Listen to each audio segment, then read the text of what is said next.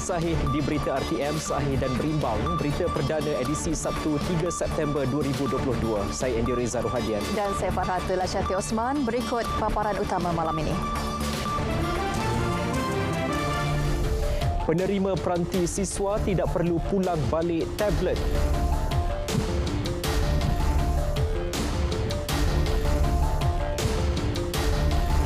RM100,000 perniagaan tempatan dapat manfaat program JMKM di dagang.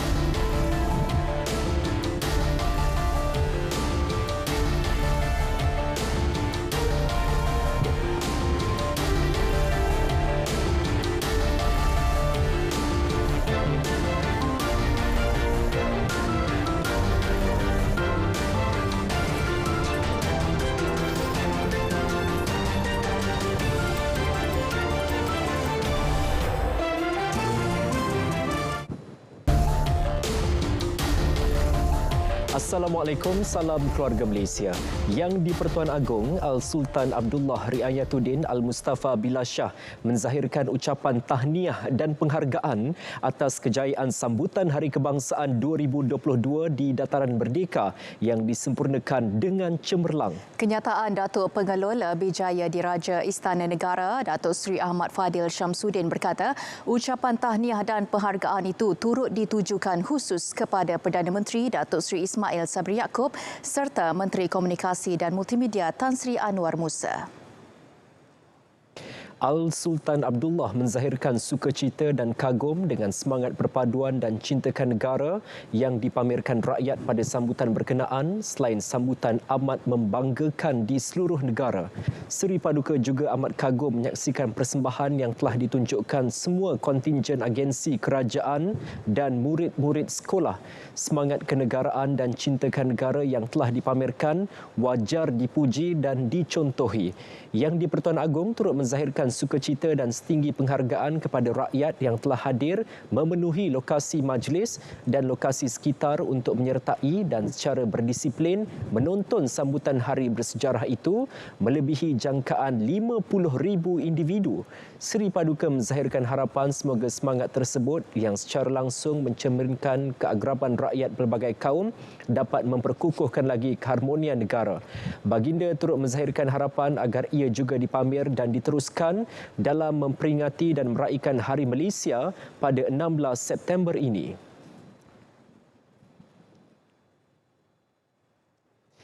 Saudara kerajaan bersetuju memberikan tablet peranti siswa keluarga Malaysia kepada penerima inisiatif itu tanpa perlu memulangkannya semula. Ya, perkara tersebut diumum Perdana Menteri Datuk Seri Ismail Sabri Yaakob pada pelancaran inisiatif peranti siswa keluarga Malaysia di Universiti Teknologi Mara UiTM Shah Alam.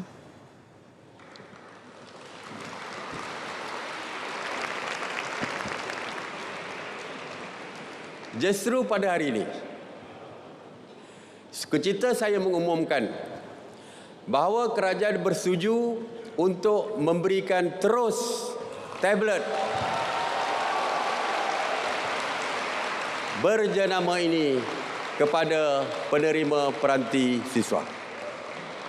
Jadi tak perlu pinjam, tak perlu pulang balik, kerajaan bagi terus kepada penerima-penerima peranti siswa.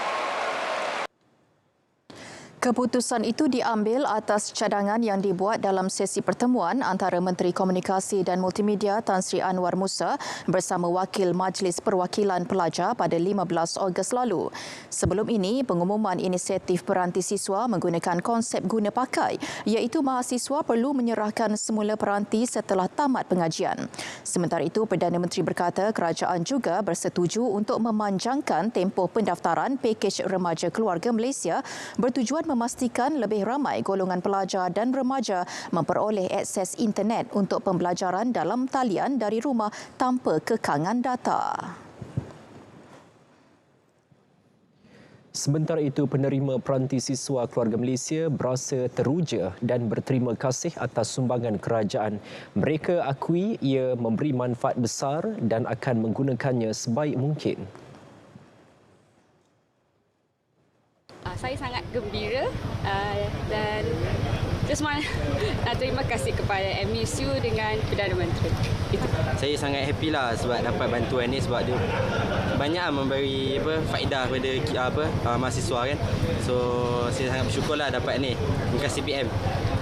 Saya sangat terima kasih kepada Perdana Menteri kerana beri saya tablet ni dan ia memberi sedikit sebanyak manfaat lah kepada kami semua. Terima kasih. Benefit yang saya dapat ni saya rasa lagi bagi mudah dekat saya, so saya boleh serve lagi banyak benda saya belajar and maklumat tentang belajar dengan lebih dalam. Terima kasih kepada Perdana Menteri dan kerajaan kerana memberi ini kepada mahasiswa dan mahasiswi B14 terpilih.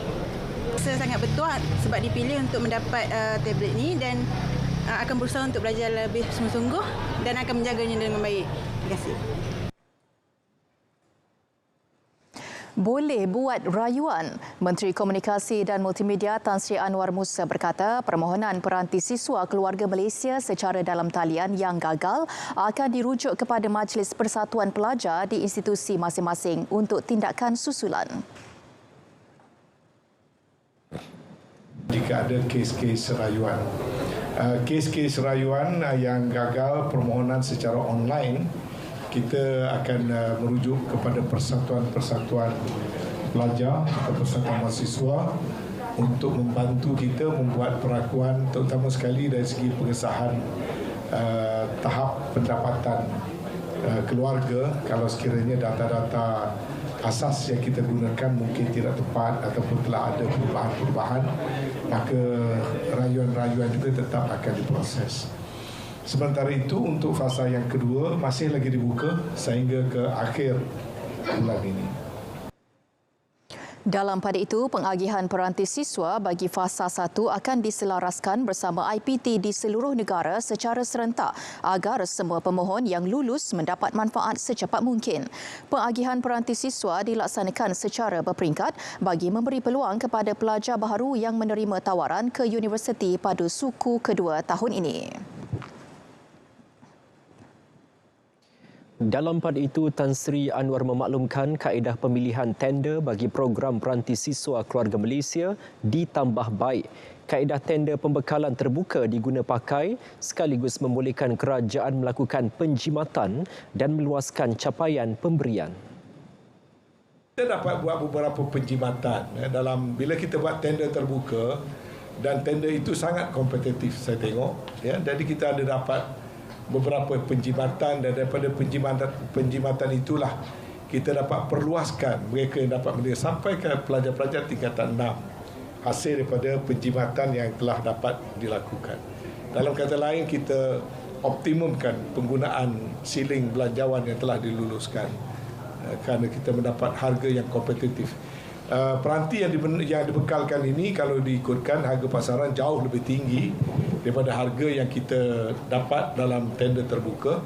On top of that ada additional apparatus termasuklah keyboard, stylus, cover yang mana kalau kita beli model yang sama di pasaran perkara itu tak ada. So kita ada peranti yang latest model plus dia punya accessories dan kesemuanya adalah accessories original bagi brand yang berkenaan, tidak OEM. Jadi pelajar dapat yang terbaik yang ada dalam pasaran, itu yang penting.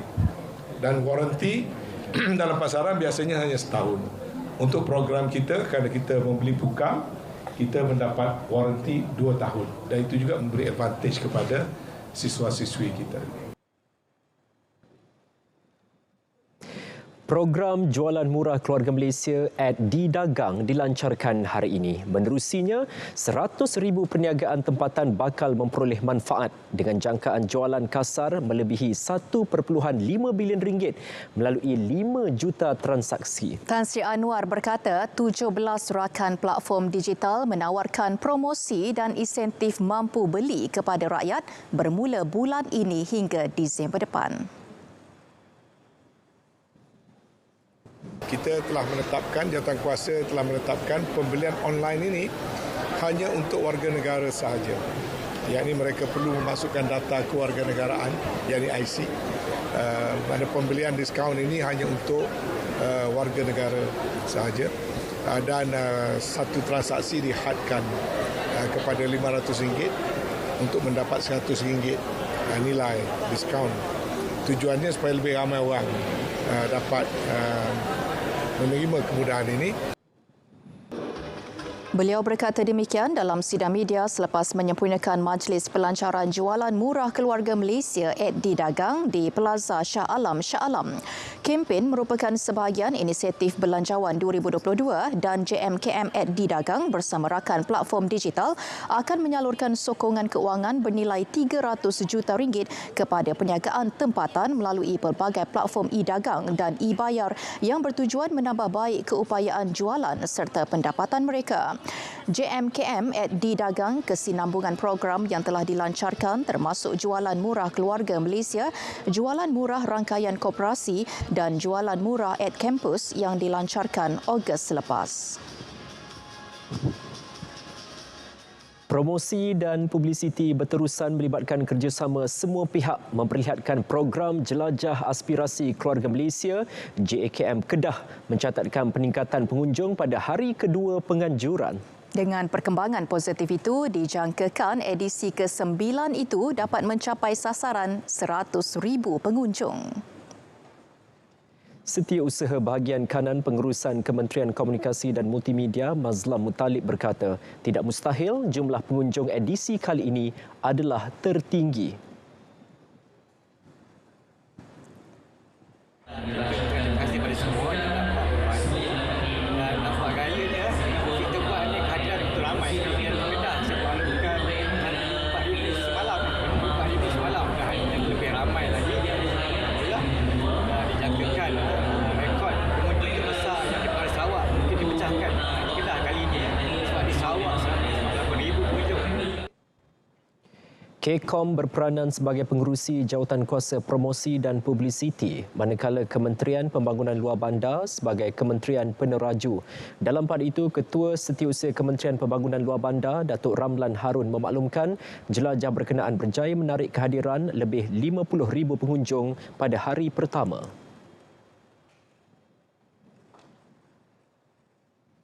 Kementerian Pertanian dan Industri Makanan MAFI pula menerusi fama komited untuk terus memperhebat penganjuran jualan murah keluarga Malaysia di seluruh negara. Ia bagi memberi manfaat kepada pengguna dan usahawan bimbingannya. Timbalan Menterinya Datuk Seri Ahmad Hamzah berkata melalui penganjuran JMKM setakat ini, sebanyak RM176,000 penjimatan atau pulangan diperoleh rakyat dengan memberi manfaat kepada lebih 30,000 pengunjung.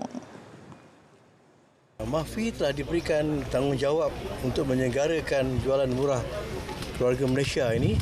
Pertamanya di negeri Melaka sebanyak 28 DUN, yang keduanya di Kelantan 47 DUN dan juga di Sabah 74 DUN. Jumlah 144 DUN. Jadi Melaka ini kita telah berjaya mengadakan sebanyak 25 DUN beberapa minggu yang lalu sejak daripada 20 bulan 8.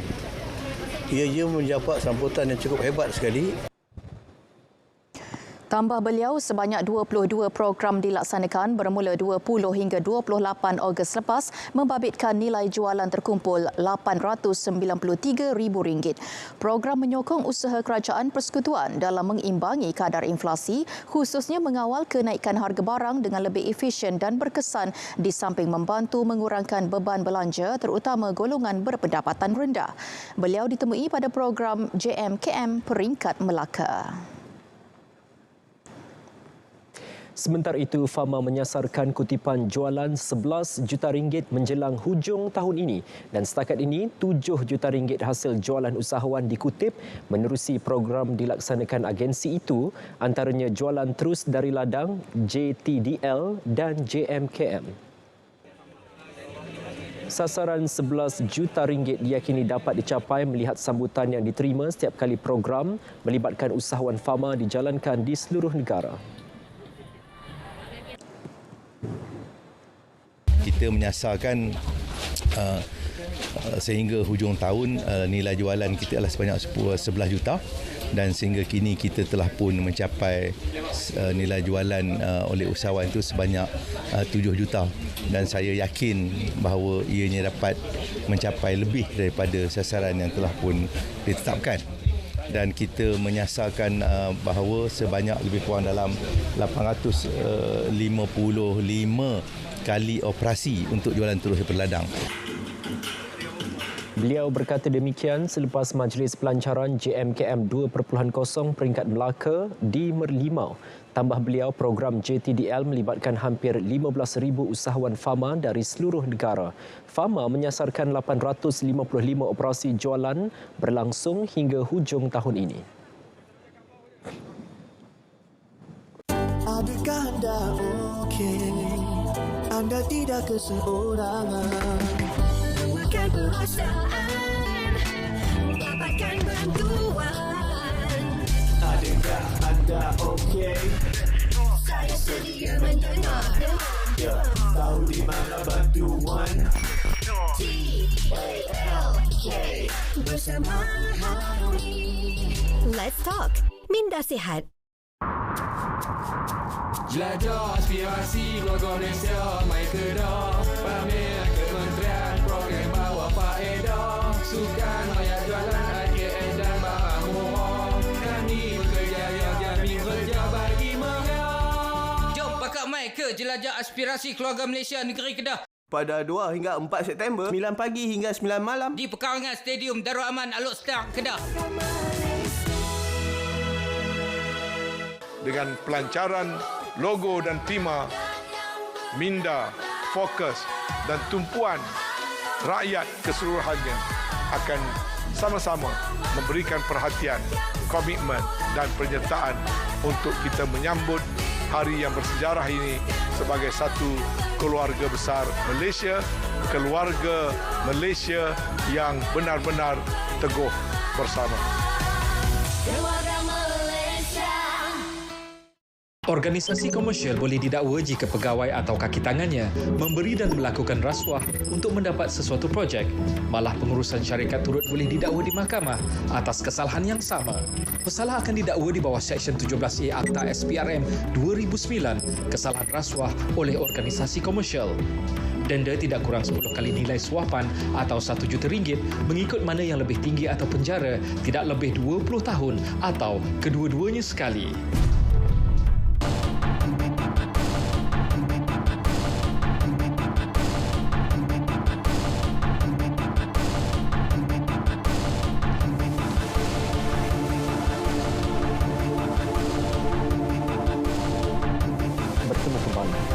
Pelaksanaan 5G di Malaysia kekal seperti yang dirancang meskipun dua pengendali rangkaian mudah alih MNO mengambil keputusan untuk tidak mengambil kepentingan dari Digital Nasional Berhad DNB. Menteri Komunikasi dan Multimedia Tan Sri Anwar Musa berkata, susulan itu, rundingan dengan 4 lagi MNO akan diteruskan dan dijangka selesai dalam tempoh 2 minggu. Kita mengekalkan timeline perancangan yang sedia ada, yakni roll out seboleh-bolehnya pada bulan ini, walaupun kemungkinan rundingan kalau sampai akhir September, awal Oktober kena ada roll out. Saya tidak mahu bertangguh dan saya tidak mahu kerana 1-2 syarikat mengubah pendirian rancangan kerajaan roll out 5G tergendala. So kita on track, kita kekalkan on track. Beliau berkata demikian selepas melancarkan kempen jualan murah keluarga Malaysia at Di Dagang di Shah Alam. Kementerian Kewangan menggalakkan syarikat pelaburan berkaitan kerajaan GLIC untuk menunjukkan kepimpinan pada inisiatif kepelbagaian, ekuiti dan keterangkuman DEI bagi pembinaan negara dan pembangunan sosio-ekonomi. Menterinya Tengku Datuk Seri Zafrul Tengku Abdul Aziz berkata, kepimpinan itu termasuk mewujudkan persekitaran yang boleh menggalakkan akses saksama kepada pekerjaan berkualiti tinggi dan jawatan kepimpinan tertinggi untuk semua bakat tanpa mengira jantina dan latar belakang. So I will also urge institutional investors to take DEI seriously. So I mentioned the GLICs, but obviously there are many other large institutional investors who can, cut and paste the same principles to their investing companies. So, for example, the Malaysian Code for Institutional Investors could be updated to mirror the Code of Corporate Governance. Beliau berkata demikian dalam majlis dialog anjuran 30% Club. Beliau menambah penyelidikan telah menunjukkan bahawa dengan dasar kepelbagaian serta menggalakkan ekuiti dan keterangkuman bukan sahaja memacu penghasilan keputusan yang lebih baik tetapi juga pengurusan pihak berkepentingan yang lebih baik. Ia sekaligus mengurangkan risiko utama dan membangunkan daya tahan entiti yang turut menyumbang kepada pembangunan negara. Lebih ramai pekebun kecil diseru menyertai Koperasi Penanaman Sawit Mampan KPSM. Menteri Perusahaan Peladangan dan Komoditi Datuk Zuraida Kamarudin berkata ia bagi memudahkan Lembaga Minyak Sawit Malaysia MPOB untuk memantau dan membantu menyelesaikan permasalahan yang dihadapi. Ini adalah kaedah yang memang kementerian bersama Malaysia Palm Oil Board mengusahakan untuk agar penanaman sawit kecil ini bergerak sebagai satu kumpulan kluster dan itu dalam kelompok koperasi. Jadi ini memudahkan untuk kementerian dan juga MPOB menguruskan penanam kebun kecil ini. Beliau berkata demikian selepas perasmian Pusat Timbang KPSM Kimanis Berhad, Kampung Tandoi Membakut, sempena program jelajah agri komoditi keluarga Malaysia di Membakut. Setiap KPSM diberikan geran pembinaan berjumlah RM200,000 bagi menampung kos penyediaan tapak, pembinaan platform dan pembelian jambatan timbang.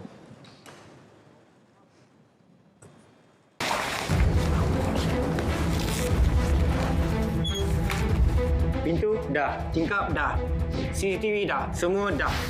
Sam, kenapa macam ni? Ada banyak kat luar. Siapa? Kita kena halang mereka dari masuk. Maksudnya mereka pergi pada awal pagi dan lewat petang. Mana? Itu? Guna ni lah. Lindungi diri anda daripada musuh. Gunakan perlindungan yang sesuai. HOB bukan saja membantu mempromosi perumahan untuk segenap lapisan masyarakat tetapi juga bagi melihat ekosistem sektor perumahan secara holistik.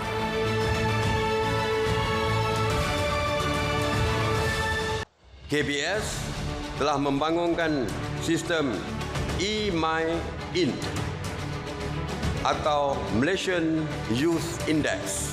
Sistem bersepadu yang merekodkan maklumat program pembangunan belia bagi membolehkan golongan ini mendapatkan maklumat untuk menyertai program-program yang bersesuai.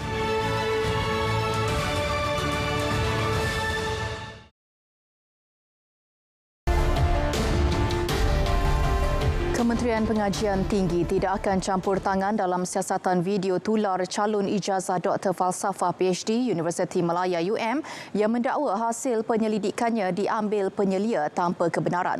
Menteri Datuk Seri Dr. Noraini Ahmad berkata, kementerian menyerahkan sepenuhnya isu itu kepada pengurusan UM serta pihak polis untuk menjalankan siasatan.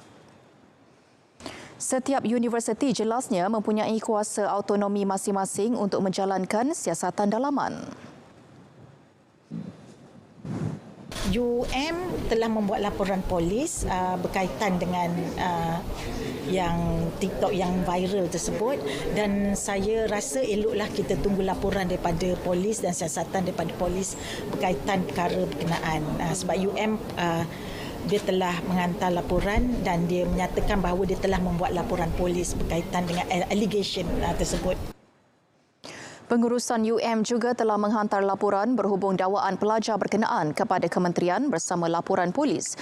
Media sebelum ini melaporkan UM membuat laporan polis susulan video tular di media sosial mengenai pelajar dari Yaman berusia 34 tahun yang mendakwa hasil penyelidikannya diambil penyelia tanpa kebenaran. Orang ramai dinasihat mengelak mengunjungi kawasan berisiko berlakunya fenomena kepala air susulan keadaan cuaca tidak menentu ketika ini. Ketua Polis Terengganu Datuk Rohaimi Mat Isa berkata ia bagi mengelakkan insiden seperti yang berlaku di Lata Ulu Kasar Setiu berulang. Orang ramai juga perlu menilai tahap berisiko sebelum membuat keputusan melakukan aktiviti air. Sebenarnya orang tempatan yang lebih kerap ke tempat-tempat yang bersifat sungai-sungai latar yang di hulu-hulu, kawasan hulu. Jadi bagaimanapun kita akan minta untuk mungkin majlis tempatan masing-masing untuk letakkan papan tanda lebih ataupun penguasaan memaklumkan, dan sekiranya keadaan memerlukan kita mungkin perlu penutupan untuk kawasan-kawasan redah seperti ini untuk sementara waktu ni. Semalam lebih 30 pengunjung yang berkelah di latar Ulu Kasar Setiu terperangkap dalam kejadian kepala air dan 6 kenderaan turut terperangkap.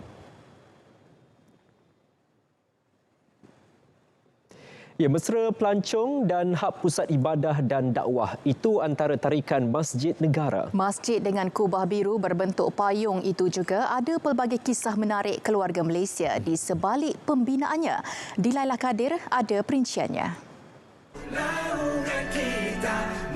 Di sini tersimpannya sejarah, bukan sahaja tempat beribadah, malah kajian seni bina, pendidikan, khidmat masyarakat dan aktiviti santuni orang ramai yang menjadi daya penarik dan lambang perpaduan pelbagai kaum, sekaligus lambang keluarga Malaysia.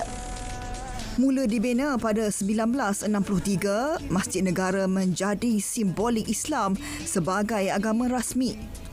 Menariknya, pembinaan masjid ini dibiaya menerusi sumbangan rakyat berbilang bangsa.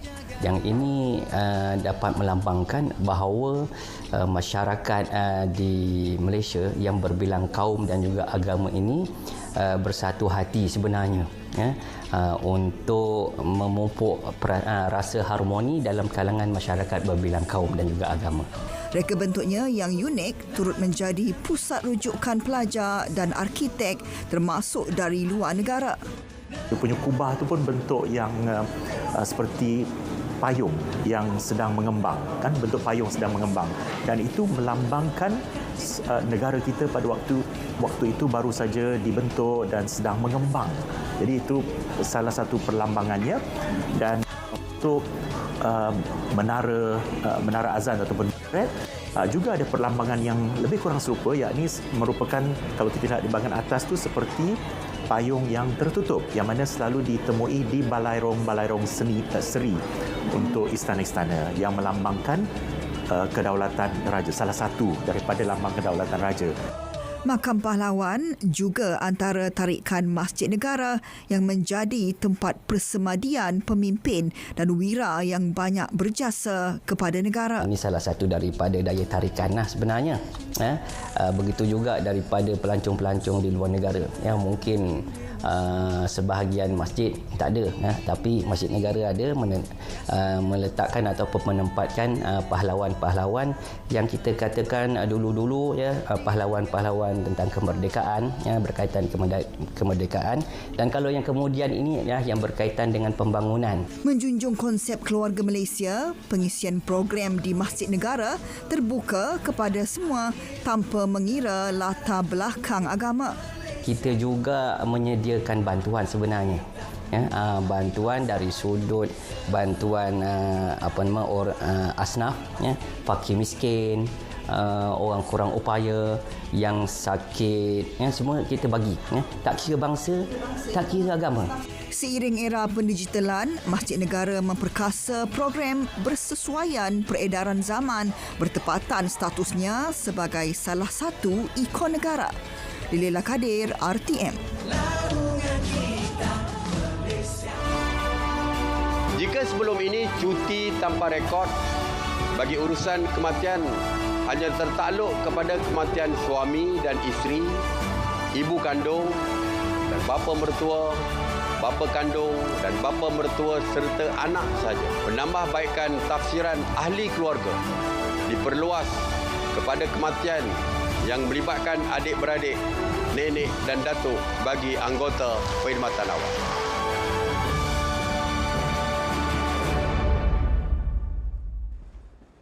Bertemu kembali dalam berita perdana. Saudara, sebentar tadi telah masuk waktu solat fardu isyak bagi Kuala Lumpur dan kawasan-kawasan yang sewaktu dengannya. Selamat menunaikan solat isyak. Baik, seterusnya kita ke edisi sukan bersama rakan penyampai malam ini, Nazri Fahmi. Silakan.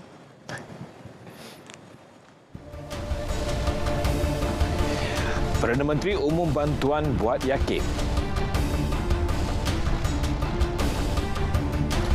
Dua atlet Jiu-Jitsu negara tempur nama di pentas antarabangsa.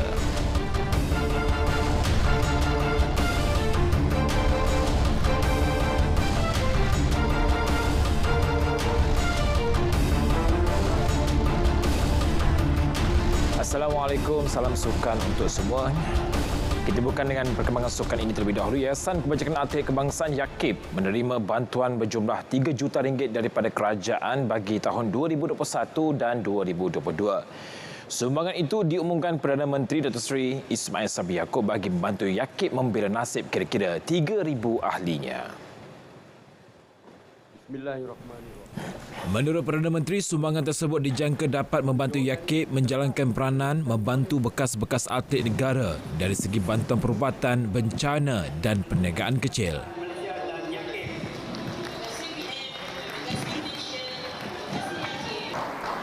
InsyaAllah, saya dah bincang dengan pengurusi yayasan. Itu untuk tahun ini dan tahun lepas.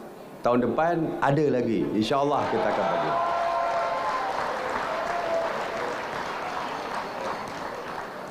Saya harap dengan peruntukan ini lebih banyak program yang boleh memberi manfaat kepada bekas atlet seperti penganjuran kursus dalam bidang keusahawanan berteraskan teknologi semasa bagi membolehkan ahli menambah sumber pendapatan.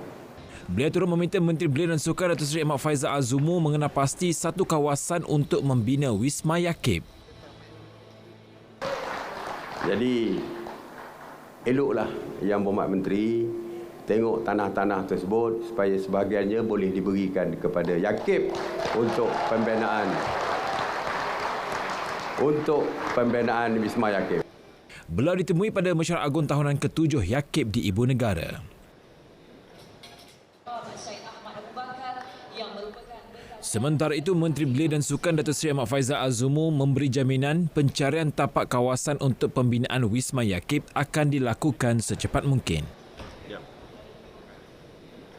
InsyaAllah KBS committed untuk memastikan YAKIB akan mendapat bangunan mereka sendiri tak berapa lama lagi, insyaAllah. Lokasi bayangan tu tak tahu lagi.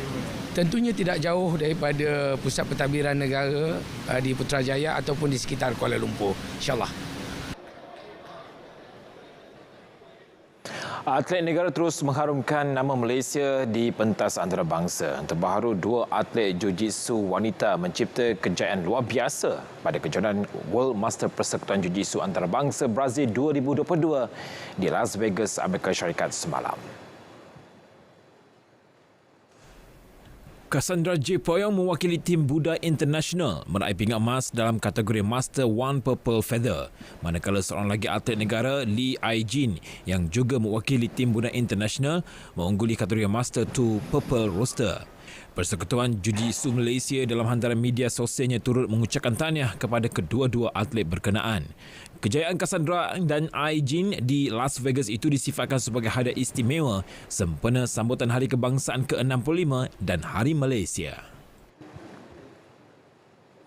Berikutan prestasi tidak konsisten pemain badminton negara di kejohanan badminton dunia dan terbuka Jepun 2022, Ketua Pengarah Majlis Sukan Negara MSN, Datuk Ahmad Syafawi Ismail, menasihatkan pemain, jurulatih dan pengurusan agar bijak memilih kejohanan bagi mengelak pemain keletihan dan cedera.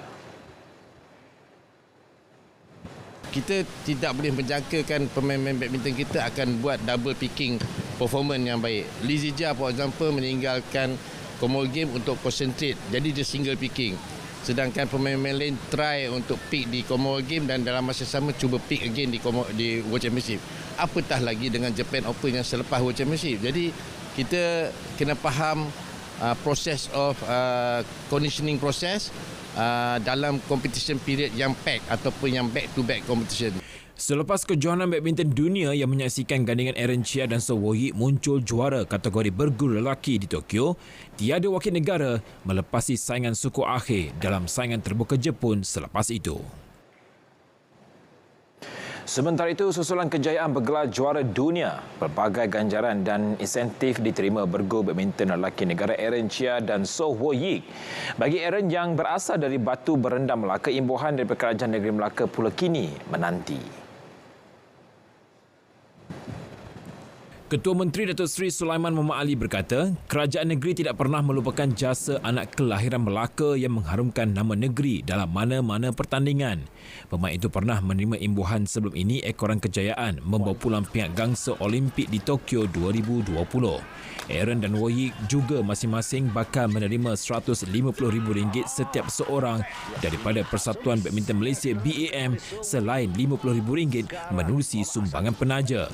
Ahad lepas, Aaron dan gandingannya So Ho Yik mencipta sejarah sebagai pemain Malaysia pertama merangkul gelaran dunia. Ia sekaligus menamakan penantian 45 tahun Malaysia apabila menewaskan pasangan berpengalaman dari Indonesia Muhammad Hassan dan Hendra Setiawan pada final bergu lelaki di Tokyo. Sukan pemotoran, perlumbaan pusingan kedua kejohanan Superbike Malaysia MSBK 2022. Pelumba Bonsio Honda Racing Team Azra Hakim Anwar mencipta impak pantas dalam penampilan sulung dalam kategori 1000cc selepas menguasai perlumbaan pertama di Liga Antarabangsa Sepang SIC. Azra juga berjaya mengenepikan nama besar lain seperti Kasmadani Kasmayuddin dan Azan Shah Kamrul Zaman yang menamakan perlumbaan masing-masing di kedudukan kedua dan ketiga. Bermula di petak pertama, pelumba berusia 23 tahun itu bagaimanapun dipintas Azan Shah dan Zakwan Zaidi seawal selekoh pertama. Azra bagaimanapun kembali merampas kedudukan pendahulu pada pusingan kelima dan menamakan perlumbaan 0.880 saat di depan Kasmah Daniel. Saya tak expect pun saya boleh habiskan race dengan berada di atas podium. Menang pula tu. Saya ingat saya nak at least fight dalam kelompok mereka, stay dalam tu okey untuk first experience. Tapi syukur Alhamdulillah saya mempunyai pace yang sangat bagus daripada diorang. Dan kalau boleh saya nak keep momentum ni dekat race besok race dengan race 3. Azra sebelum ini bersaing dalam kancah 600cc pada pusingan pertama. Perlumbaan seterusnya akan berlangsung esok.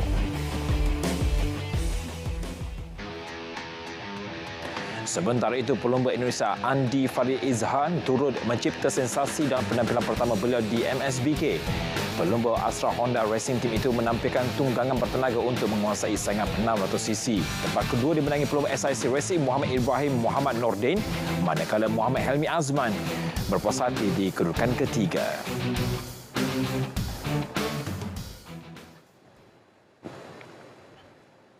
Yang di-Pertuan Agong Al-Sultan Abdullah Yaduddin Al-Mustafa Bilal Shah berkenan mencemaduli menonton perlawanan akhir Piala Sultan Pahang 2022 antara Semantan Troopers FC dan Pasir Pekan FC di Stadium Darul Makmur Kuantan petang tadi.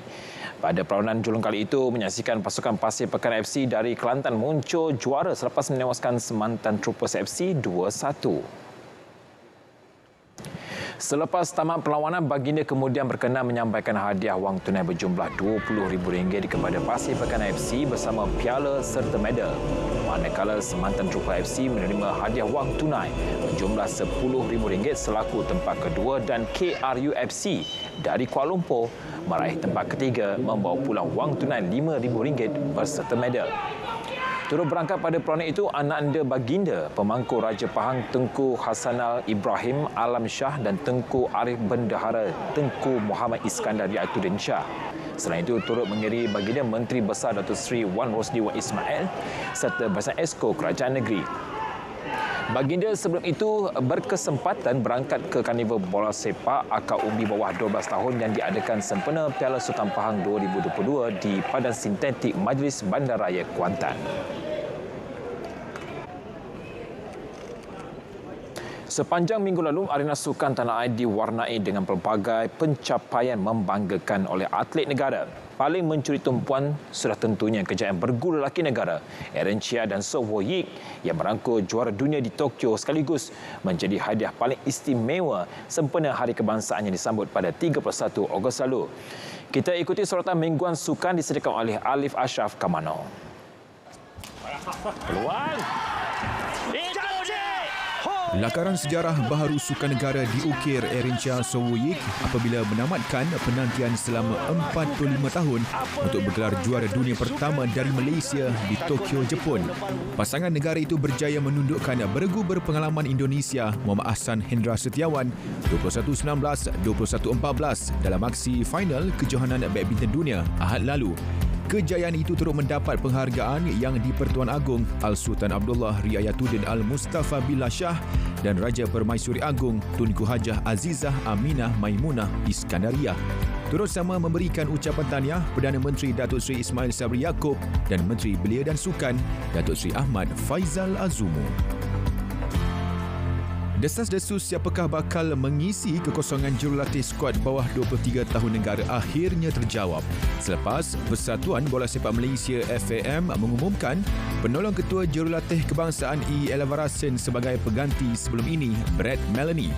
Elavarasen memiliki lesen Pro AFC pada 2018 dan akan kekal sebagai pembantu ketua jurulatih Harimau Malaya Kim Panggon.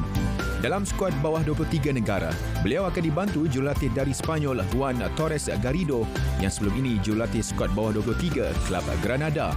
Sepanjang kariernya dalam bidang kejurulatihan, Elavarasen pernah membawa Selangor Public Bank muncul naib juara Liga Super.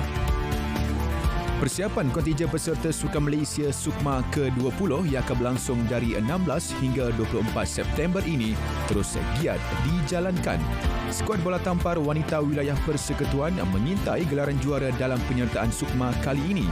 Pasukan kendalian Wong Mun Hui itu optimis pasukannya yang dibarisi 6 muka baharu dan 6 pemain senior mampu memberi cabaran kepada kuasa besar seperti Johor dan Selangor yang mempunyai ramai pemain kebangsaan.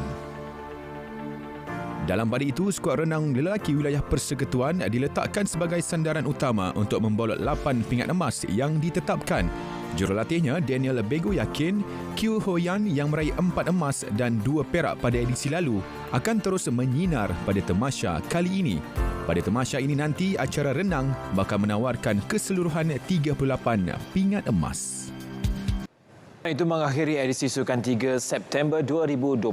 Saudara, saksikan kegemilangan Sukan Malaysia Sukma ke-20 bermula 16 September ini. Hanya di RTM sebagai rakan penyiar rasmi #Demi Malaysia. Saya Nazif Amir Syukri.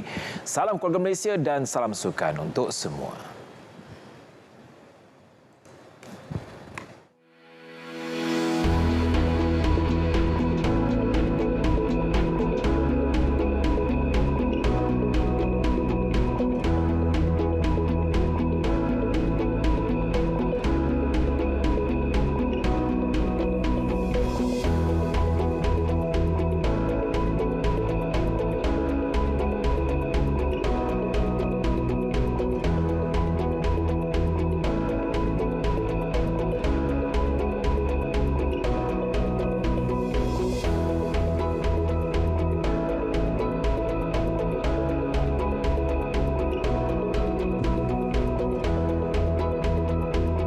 Bermula dengan rentak marching atau muzik khusus berkawat, kini penciptaan lagu bergenre patriotik lebih kontemporari seiring peredaran zaman. Ya, paling utama, lagu seumpama itu diperkuatkan lagi dengan lirik yang berjaya menyemai semangat kekitaan dan kenegaraan.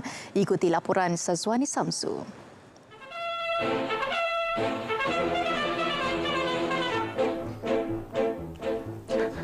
Wahai Melayu, umat Malaya. Berawal dengan rentak marching pada era 50-an bagi membangkitkan semangat ketika acara perbarisan, penghasilan muzik bergenre patriotik terus diserasikan dengan lirik yang seiring situasi semasa bermula pada era 80-an sehingga kini agar mudah dijiwai masyarakat. Okey, tengok lagu tanggal 31. Dulu march tanggal 30 kan lagu march. Tapi saya bawa disco sama Suleiman nyanyi macam mana. Sampai sekarang betul lah. Bila-bila pun nak pakai ini. Bisa tak pakai yang marching dulu. Pembikinan lagu patriotik untuk zaman terkini yang mudah meresapi pada anak-anak muda. Kerana kita berada dalam generasi terdahulu 70-an, 60-an, 70-an dan zaman itu lagu dan juga usia kita seiring. Tapi apabila zaman berkembang, kita mesti melihat, kita tidak boleh memikirkan kepada kita, usia kita dewasa untuk memaksa generasi terkini menghayati. So, sebagai seorang yang penerbit lagu-lagu patriotik, saya melihat kepada pentingnya satu evolusi. Lagu-lagu dihasilkan punya melodi yang kuat yang dapat menarik anak-anak muda. Nukilannya terus dipelbagai menggunakan konsep berbeza agar kekal malar segar. Sebenarnya lagu patriotik baik dulu sehingga sekarang, dia punya utamanya ialah menyerap semangat kenegaraan, kekitaan. Dan sebab itu liriknya berkisar kepada ke arah penyatuan, kehidupan yang harmoni, berbilang kaum dari dulu sampai sekarang. Cumanya dulu kita kenal lagu patriotik melalui muziknya, lagu marching, ini lagu patriotik. Tapi sekarang kita hanya kadang kita kenal lagu patriotik melalui liriknya saja. Kita ambil lagu Ella. Kadang-kadang orang lupa yang itu ialah lagu patriotik. Pemilihan penyanyi yang sesuai juga penting agar dapat diterjemah dan dihayati pendengar. Itu adalah nyanyian berwatak. Karakter singing. Kalau kita karakter singing means kalau march kita juga tegas gitu, bendera berkibar di angkasa. Dia punya tu dah lain sikit, dia punya punch tu lain, dia punya punch. Kalau macam pop, bendera berkibar di angkasa, lambang negara gagah. Itu kita pop. Kalau patriotik dia dah macam serius style lah kan. Bukan saja terkenal dengan makanan yang sedap-sedap dan pulau yang sangat indah dan cantik, tetapi negeri itu juga memiliki sungai yang cantik dan bersih. Ya, Ronda-Ronda Keluarga Malaysia kali ini berkongsi sungai menarik di Hulu Terengganu yang digelar Little Amazon kerana keindahan alam semula jadinya. Kita saksikan.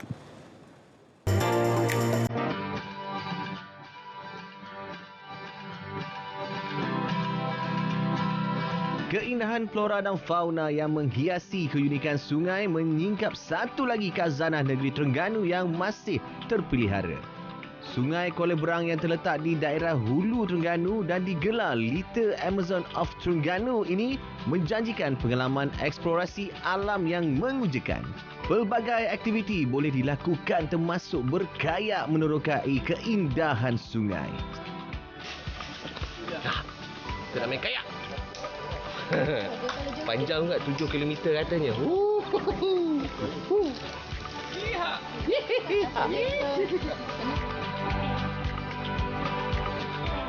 Perjalanan bermula dari Pengkalan Jerat Semata seawal 9 pagi dan pastinya anda terpesona dengan pemandangan indah sepanjang perjalanan.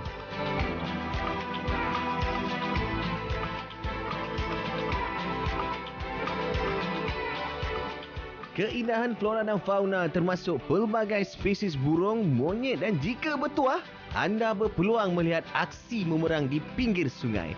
Pengalaman menarik ini pasti kenangan terindah dan sangat sesuai dijadikan destinasi rekreasi keluarga.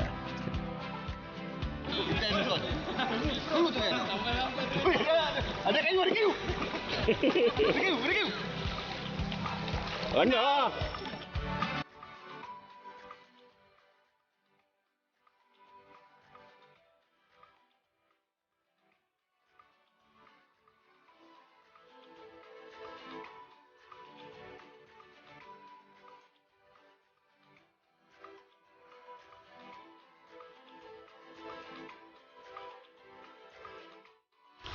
Tadi kita dah berkayak hampir 3 km. Sekarang ni saya nak mandi dulu kat sini. Nampak pemandangan belakang Little Amazon. Mandi dulu.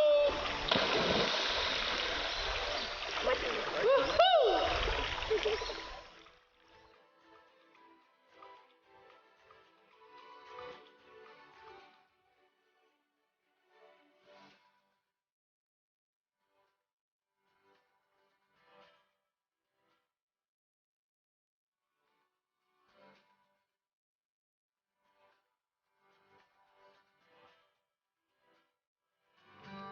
Bagi yang tidak biasa berkayak, anda akan dibantu dan ditemani pemandu tempatan dari permulaan hingga ke penamat eksplorasi. Pastinya 2 jam berkaya menyelusuri keindahan Little Amazon of Terengganu. Pasti pengalaman yang tidak akan anda lupakan.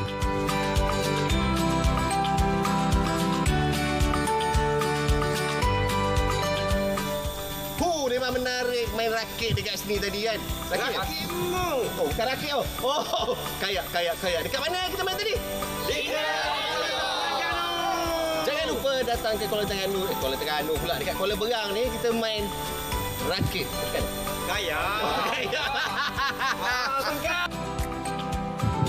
Teruskan setia bersama Ronda-Ronda Keluarga Malaysia hanya di RTM.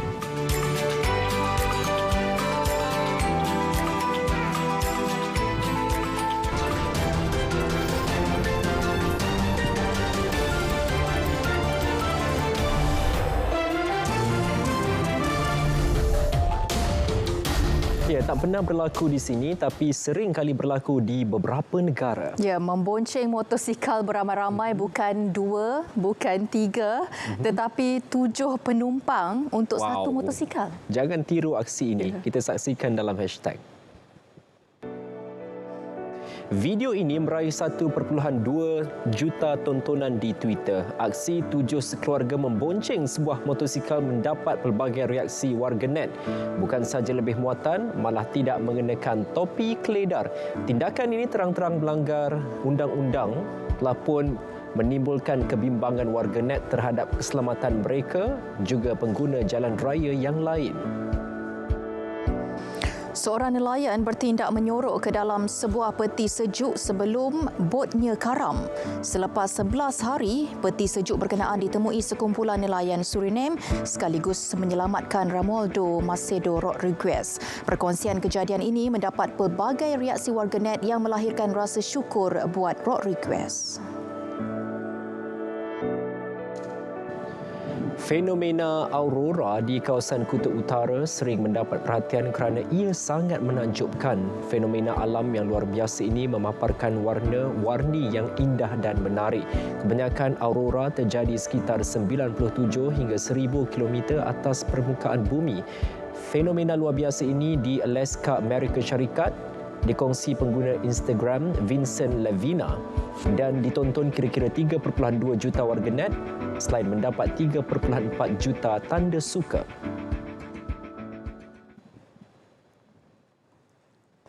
Saudara, berita perdana edisi Sabtu 3 September 2022 berakhir di sini. Dapatkan perkembangan sahih sepanjang masa melalui portal berita.rtm.gov.my. Semarakkan sambutan Bulan Kebangsaan dan marilah kita sama-sama kibarkan jalur gemilang dengan itu. Assalamualaikum. Dan salam keluarga Malaysia.